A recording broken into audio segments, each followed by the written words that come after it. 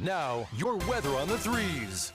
Well, good morning to you. It is definitely a warm and humid one out there already. 74 degrees, south-southwest winds continue at about 5 miles per hour, and that's going to bring in more deep tropical moisture through the day today. That eventually is what's going to help spark thunderstorm chances, but for now, you get isolated storm chances beginning around noon. I'll mention the morning, albeit hot and humid, it's going to be a good one to get out there for sure, but numerous showers and thunderstorms build in by this afternoon. 60% coverage expected at times. A few of these could be strong and severe, by the way. For what it's worth, eventually, though, conditions do back off and gradually improve once you get towards the evening hours. But it's going to be a bit of a speed bump, of course, through the afternoon as expected.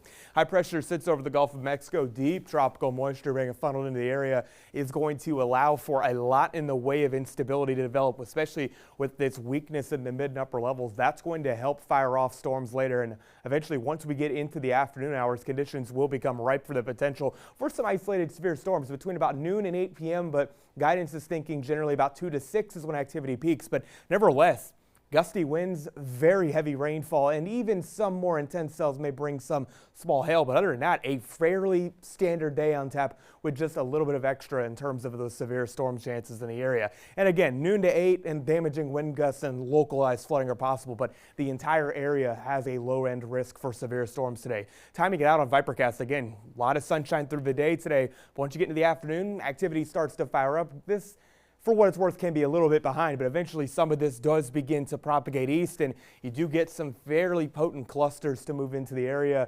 For what it's worth, this does want to backbuild activity a little bit too late into the night for my own thinking, but nevertheless, into Friday, tomorrow, coverage is going to amount to much less due to the fact that disturbance is going to move farther north, and not really a ton of coverage, but still could get some heavier downpours and a few strong wind gusts out of this activity too, mainly confined north of I-16 into Friday. But your extended forecast does bring you again very unsettled conditions today with scattered to numerous showers and thunderstorms. A few of those could be strong to severe at times. You do work into your Friday, conditions generally do improve with still some heat and humidity around, of course. But once you get into the weekend, high pressure starts to settle back in. That does bring above average heat and very humid mornings. But next week we do go back to the more unsettled regime with the possibility there for, again, more storms each day.